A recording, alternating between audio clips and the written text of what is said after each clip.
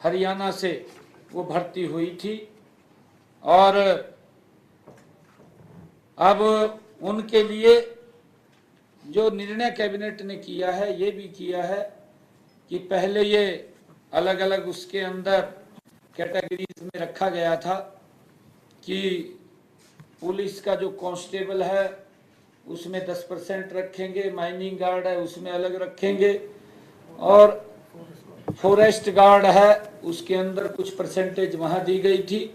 परंतु अब मंत्रिमंडल ने ये भी निर्णय किया कि कांस्टेबल में उनको 20%, 10 की बजाय 20% वो उसके अंदर किया गया है।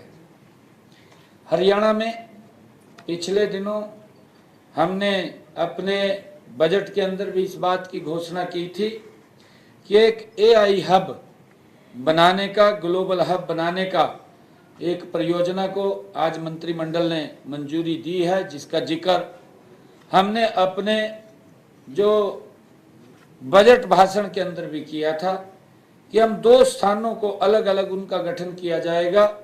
गुरुग्राम और पंचकुला में ये हब बनाए जाएंगे। एआई परियोजना पर कुल 4,474.39 करोड़ रुपए खर्च होंगे, जिसमें से विश्व बैंक से तकनीकी और वित्तीय सहायता भी ली जाएगी। ये जैसा मैंने बताया है कि ये जो हब बनेंगे, जो global hub Gurugram artificial agency centre और पंचकुला में Haryana advance computing facilities centre स्थापित किए जाएंगे, ये निर्णय। एआई परियोजना का उद्देश्य पेशेवर युवाओं को तैयार करना जो मशीन लर्निंग और डेटा साइंस में निपुणता हासिल करेंगे और लगभग इन दोनों से, चाहे गुरुग्राम में और पंचकुला में 50-50 हजार युवाओं को ये रोजगार भी मिलेगा। इसके अंदर उनको तैयार किया जाएगा। मंत्रिमंडल ने यह भी निर्णय किया है कि प्रदेश के हमारे लोक कलाकारों को आर्थिक सहायता देने का सरकार ने फैसला किया है। इसके लिए आज मंत्रिमंडल की बैठक में पंडित लक्ष्मीचंद कलाकार सामाजिक सम्मान योजना को मंजूरी दी है। योजना के तहत जो हमारे कलाकार हैं, जो लोक कलाकार हैं, जिनकी आयु 60 वर्ष से ऊपर हो गई है और वो 20 वर्ष का अपना कलाकारी में अनुभव रखते हैं, ऐसे महान कलाकारों को जो पंडित लक्ष्मीचंद कलाकार सामाजिक सम्मान योजना के तहत उनको जिन परिवारों की आय 1,80,000 रुपए से कम है, ऐसे लोगों को जो अप्लाई करेंगे 10,000 रुपए महीना उनको सम्मान मानदेय मिलेगा। ये भी आज मंत्रिमंडल ने इसके ऊपर मोहर लगाई है। एक बड़ा लाभ हमारे लोक कलाकारों को देने का निर्णय सरकार ने किया है, जिसका लाभ हमारे लोक कलाकारों को मिलेगा। और उसमें क्योंकि जो नॉर्म्स हैं कि व्यक्ति एक ही जगह से ले सकता है, जैसे सम्मान भत्ता है, और अब ये 10,000 रुपये वो तो एक ही जगह से उनको मिलेगा। और जिन कलाकारों की आय 1,80,000 रुपये से 3 लाख के बीच में है, उन कलाकारों को 7,000 रुपये मासिक मानदेय मिलेगा। ये भी निर्णय किया है कि 1,80,000 से 3 लाख रुपए तक। ये भी निर्णय किया गया है कि जो हमारे मंत्रिमंडल की बैठक ने कि यमुनानगर में बनने वाले बाबा बंदा सिंह बहादुर स्मारक के लिए भूमि के हस्तांतरण की भी मंजूरी आज मंत्रिमंडल ने प्रदान की है। स्मारक के लिए गांव भगवानपुर द्वारा 20 एकड़ 3 कनाल 11 मरले भूमि उपलब्ध कराई गई है। सरकार संत महापुरुषों का सम्मान करते हुए उनके जीवन से प्रेरणा लेने और उनकी विरासत को संरक्षित करने के लिए ये अनेक प्रयास कर रही है। इसी कड़ी में ही जो हमारे सिख योद्धा बाबा बंदा सिंह बहादुर का स्मारक और संग्रहालय बनाया जा रहा है। यह स्मारक और संग्रहालय पर्यटकों के आकर्षण का भी एक प्रमुख केंद्र बनेगा और हमारी जो ऐतिहासिक धरोहर है उस धरोहर को भी नज़दीक से जानने और समझने का भी वहाँ पर मौका मिलेगा। उसको भी आज मंजूरी दी गई है। मंत्रिमंडल ने आज एक मुश्त ये फैसला किया है कि पंजाब लगातार एक छोटी सोच के आधार पर राजनीति करते हुए, क्योंकि पहले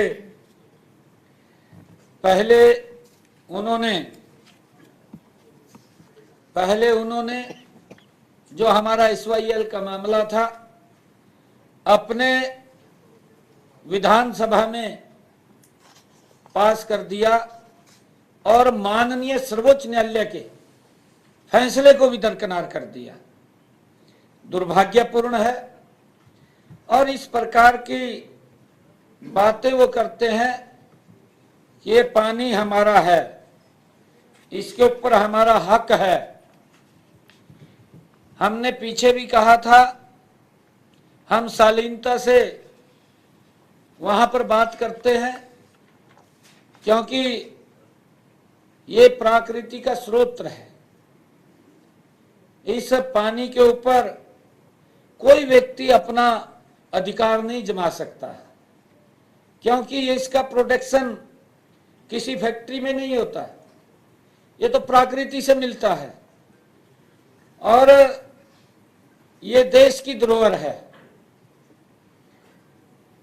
आज भी उन्होंने अपने विधानसभा में प्रस्ताव पास किया, कई विषय उसके अंदर लिखे और ये कहा कि हम एक बूंद पानी की नहीं देंगे। पंजाब द्वारा हरियाणा के पीने के पानी को, क्योंकि ये पीने के पानी की बात हो रही है और जब पीने के पानी की बात हो रही है, हमने पहले भी ये बात कही थी कि अगर परिवार में कोई व्यक्ति आ जाता है हम पहले उसका पानी पिला करके स्वागत करते हैं। हमारे गुरुओं की भी परंपरा रही है। गुरु नानक देव जी से लेकर हमारे गुरु गोविंद सिंह जी तक हमारे 10 गुरुओं ने हम सबको एक दिशा, एक मार्ग दिखाया है। मैं पंजाब सरकार से ये कहना चाहूँगा क्योंकि पंजाब के आवाम, पंजाब के लोग भी चाहते हैं कि हमारे उन गुरुओं के वचनों का पालन होना चाहिए। मैं पंजाब सरकार से, पंजाब के नेताओं से मैं आग्रह करता हूं कि ये पीने के पानी का सवाल है और इस पीने के पानी को आप ना रोकें, बिना शर्त उस पानी को आप दें, क्योंकि हमारे गुरुओं के उस वचन को आप निभाएं जो वो वचन, जो रास्ता हमें दे करके गए हैं। आप इधर उधर की बात मत करिए। मैं सुन रहा था कि मेरे को कहा गया कि वो तो रिश्तेदार है, ये भी कहा गया था कि बेटी के घर का पानी नहीं पीते, नहरें मांग रहे हैं। भाई मान साहब, मैं ये कहना चाहता हूं अब तो बच्चे हो गए हैं, सारी उम्र थोड़ी होता है, बच्चे हो गए हैं, अब तो माँ बाप भी जाकर के घर में पानी पी लेता है। आप इस प्रकार की दूर की बात मत करिए। उन गुरुओं के वचनों का, उन गुरुओं ने जो हमें रास्ता दिखाया है, क्योंकि ये पंजाब की भूमि ऐतिहासिक भूमि है। गुरुओं की जो वाणी थी उस वाणी के ऊपर हम चल रहे हैं और उस वाणी को उन जो गुरुओं ने रास्ता दिखाया है उसके ऊपर हमें आगे बढ़ते हुए पीने का पानी हरियाणा के लोग तुरंत देना चाहिए। परंतु आज जो पंजाब विधानसभा के नेताओं ने छोटी सोच को ध्यान में रखते हुए लंबी फिर वही प्रस्ताव पास कर दिया। हमारे मंत्रिमंडल ने उसकी निंदा की है। पूरे मंत्रिमंडल ने आज उसकी जो पीने के पानी को रोकने संबंधी पंजाब के नेताओं ने, मान सरकार ने जो विधानसभा में पास किया गया प्रस्ताव जो अनैतिक है और जो भारत के संघीय ढांचे के खिलाफ है,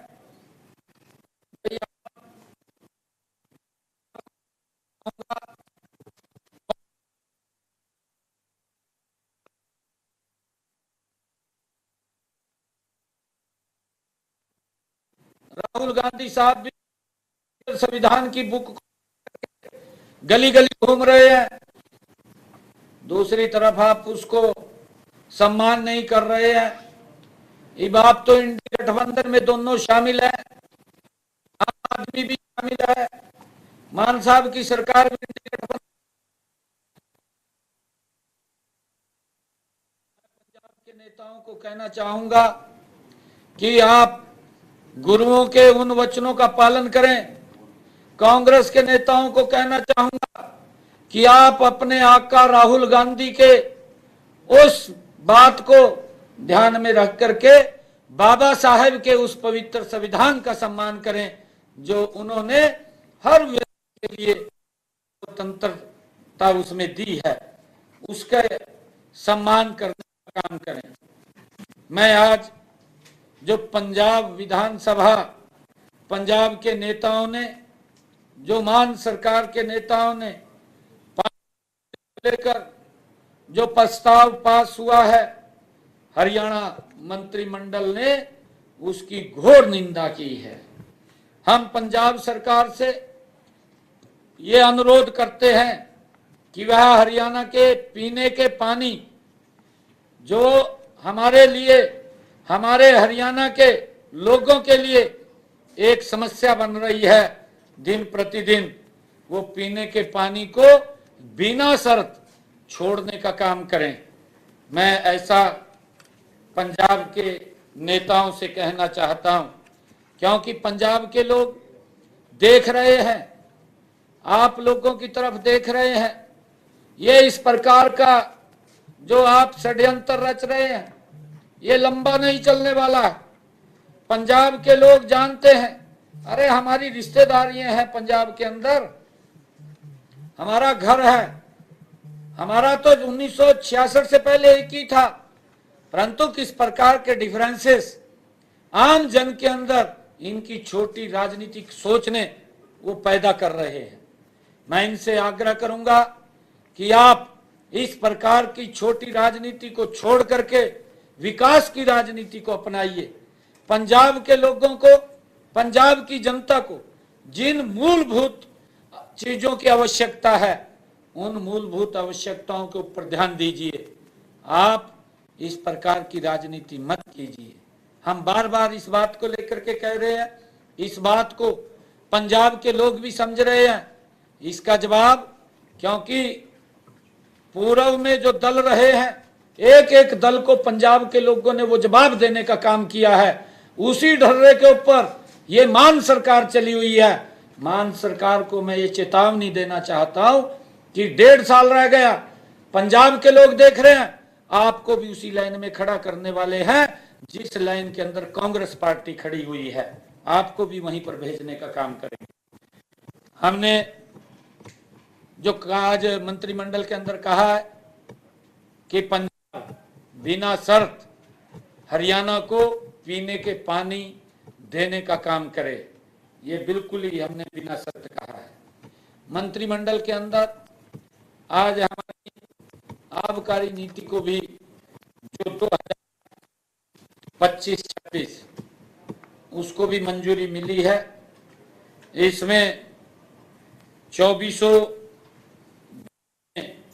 वो आवंटित होंगी, 1200 जोन, इसके अंदर दुकानों की संख्या में जो पिछले वर्ष थे उतना ही रखा गया है, उसमें कोई बदलाव नहीं किया गया। जो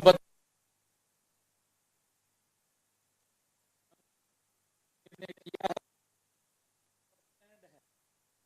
स्कूल है, कॉलेज है, धार्मिक स्थल है, से जो शराब के ठेके हैं उसकी दूरी पहले वो 75 मीटर थी, अब उसको बढ़ा करके 150 मीटर कर दिया है, उसकी दूरी बढ़ा दी है। और इस नीति में यह भी प्रावधान किया गया है कि नेशनल हाईवे तथा स्टेट हाईवे से सीधे तौर पर कोई भी शराब की दुकान ठेका दिखना नहीं चाहिए, न ही उनका नेशनल हाईवे स्टेट हाईवे से सीधा संपर्क होना चाहिए। इसी प्रकार दुकानों को लाइसेंस, इस प्रकार की दुकानों को लाइसेंस नहीं दिया जाएगा। नेशनल हाईवे स्टेट हाईवे से उचित दूरी पर स्थापित ठेकों, शराब की दुकानों को किसी भी प्रकार का कोई विज्ञापन या साइन बोर्ड लगाने की अनुमति भी नहीं दी गई है। यदि ऐसी कोई विज्ञापन या साइन बोर्ड किसी भी जोन में पाया जाता है तो पहली बार उसके ऊपर 1 लाख रुपए जुर्माना, दूसरी बार 2 लाख रुपए जुर्माना और तीसरी बार में 3 लाख रुपए जुर्माना। अगर उसके बाद भी कहीं पाया जाता है तो उसका लाइसेंस भी रद्द कर दिया जाएगा। और इस नीति में यह भी प्रावधान किया गया है कि 500 से कम गांव में ठेका नहीं खोला जाएगा। इस प्रावधान से अब लगभग 700 से ज्यादा गांव में 152 ठेके बंद हो जाएंगे। ये भी मंत्रिमंडल ने आज इस को निर्णय दिया है। नई नीति में आहता खोलने के लिए गुरुग्राम में लाइसेंस फीस का 4%, फरीदाबाद, सोनीपत पंचकुला में लाइसेंस फीस का 3%, गुरुग्राम और फरीदाबाद में 4%, सोनीपत पंचकुला में लाइसेंस फीस का 3%, बाकी जिलों में लाइसेंस फीस का 1% राशि देकर वह तेवंस खोल सकता है।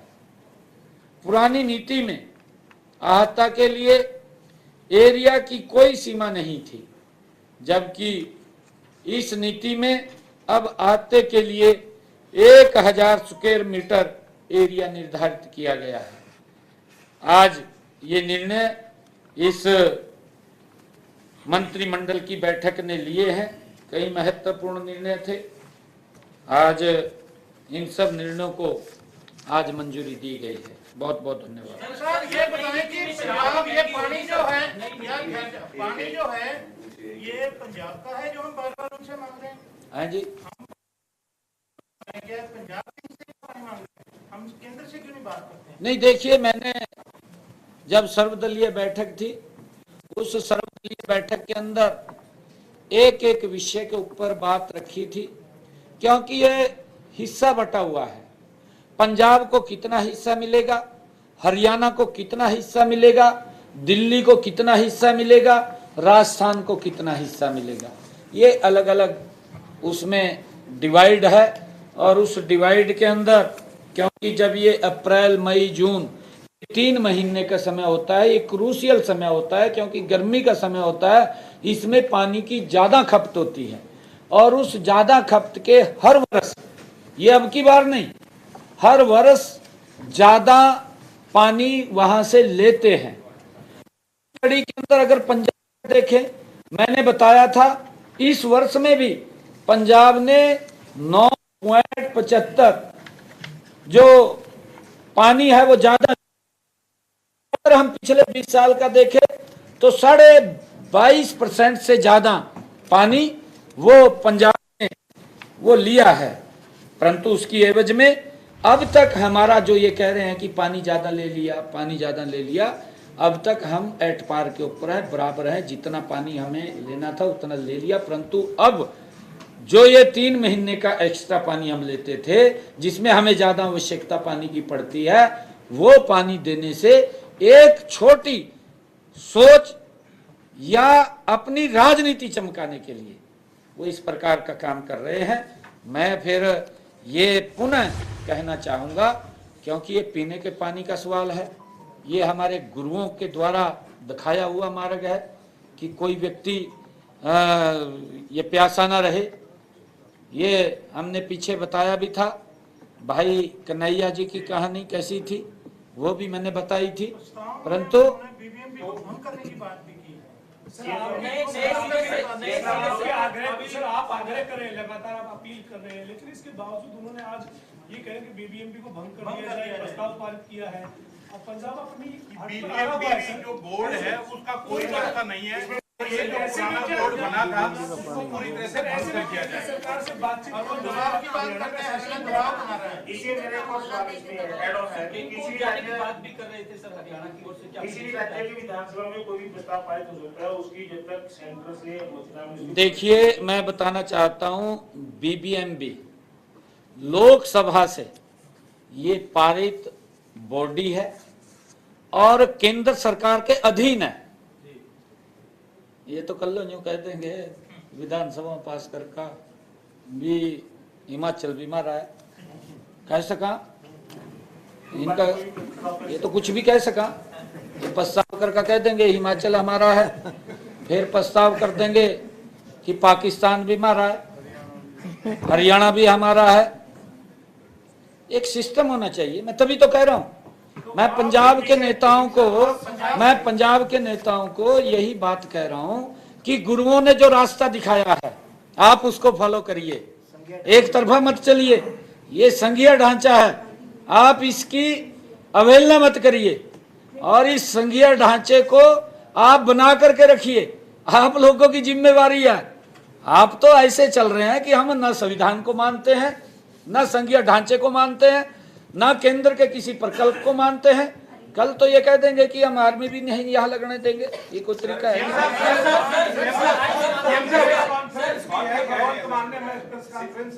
जी, उन्होंने प्रेस कॉन्फ्रेंस में जो 2 महत्वपूर्ण बातें कही हैं, पहला तो कहा कि ये जो कोटा 31 मार्च तक हरियाणा यूज कर चुका है और हम 20 मई के बाद ही उनको पानी दे रहे हैं। और दूसरी बात सर ये कही है कि जो बीबीएमबी का पुनर्गठन विधेयक पारित किया है उसमें उनका कहना है कि बीबीएमबी खर्चा तो लेता है पंजाब से, लेकिन पंजाब के लिए कुछ करता नहीं। बाढ़ आता है तो फ्लड गेट खोलने की बात करता है कि गांव खाली करो, पानी कम होता है तो उसका इंतजाम नहीं करता। इसमें मैं एक ऐड ऑन करना चाह रहा हूँ कि पंजाब हरियाणा बार बार आग्रह कर रहा है गुरुओं की पानी का, उनको बता रहा है कि आप गुरुओं को पानी सबकी बात की है। ये बातें तो ठीक है अपनी जगह। टेक्निकल बात ये है कि पंजाब ने अब तक पानी नहीं दिया, हरियाणा में हाहाकार मची है। बीबीएमबी ने पंजाब हरियाणा हाईकोर्ट में याचिका दायर की जिस पे कल सुनवाई होनी है। बीबीएमबी ने कहा कि डैम के ऊपर पंजाब ने कब्जा कर दिया, पंजाब पुलिस ने, हम पानी नहीं दे पाए और वो बड़ा टेक्निकल विषय है जो पानी छोड़ने का है।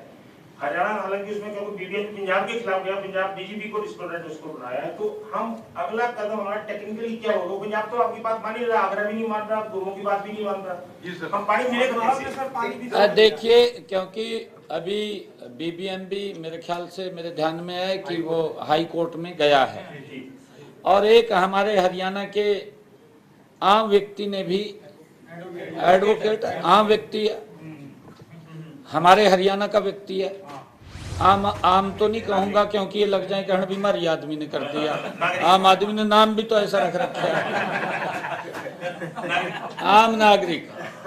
आम नागरिक ने एक पीआईएल डाली है हाई कोर्ट के अंदर और माननीय हाई कोर्ट ने उसके ऊपर गंभीरता से विचार किया है और मुझे पूर्ण विश्वास है एक और व्यक्ति ने डाली है, 2 डल गई हैं। अलग अलग हैं जी। अच्छा, एक पंचायत ने भी डाली है, 2 डली हैं, एक एडवोकेट साहब ने डाली है, एक पंचायत ने डाली है, और आज माननीय हाई कोर्ट ने उसके ऊपर संज्ञान लिया है, गंभीरता से लिया है। कल उसके बारे में कोई ना कोई निर्णय माननीय हाई कोर्ट देगा। और मैं फिर पंजाब के नेताओं से कहना चाहता हूं कि एक तरफा नहीं चले करदा, ये बहुत लंबा चल गया है, बहुत लंबा चल गया है। मैं ये कह रहा हूं, एक मिनट मेरी बात तो सुन लो ना। अरे मेरी बात तो सुन, मेरा जवाब तो सुन लो, पहले मेरा जवाब सुन लो ना। मैं ये कह रहा हूं कि ये बहुत लंबा चल गया है। पहले भी आपने माननीय सर्वोच्च न्यायालय के फैसले की अवहेलना की है, और कल माननीय हाई कोर्ट फैसला देगा, उस अवहेलना को भी हम उसको लागू करें, ये मेरा आपसे आग्रह है।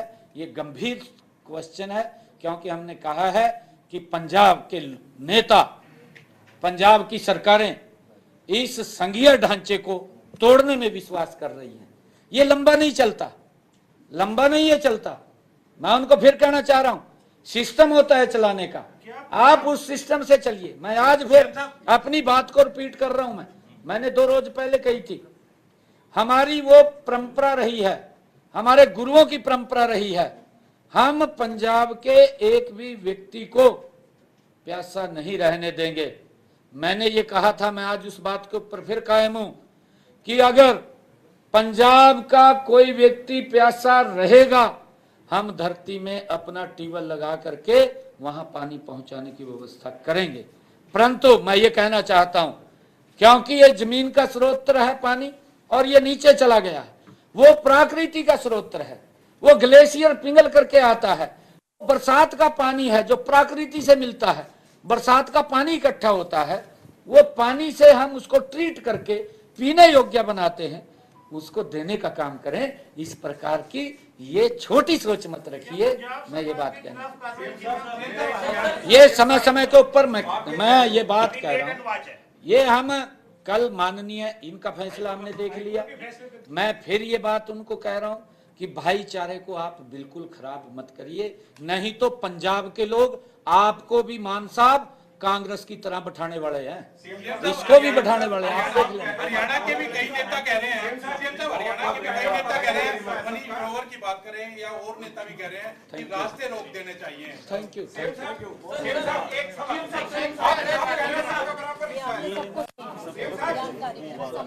बाद में करें, बाद में।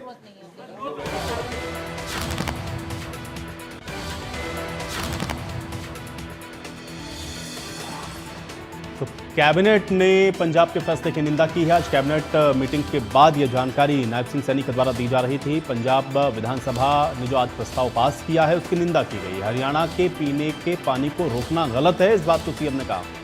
तो नायब सिंह सैनी ने एक बार फिर से पंजाब के सीएम को नसीहत दी है। मान साहब, गुरुओं के वचनों का आप पालन करें, ये बात नायब सिंह सैनी ने कही। तो चंडीगढ़ में आज कैबिनेट मीटिंग थी। कैबिनेट मीटिंग के बाद कैबिनेट में लिए गए फैसलों की जानकारी आज नायब सिंह सैनी के द्वारा दी गई, और उसके बाद पंजाब आज विधानसभा के अंदर जो प्रस्ताव पारित हुआ उसकी निंदा नायब सिंह सैनी के द्वारा की गई। हरियाणा के पीने के पानी को रोकना गलत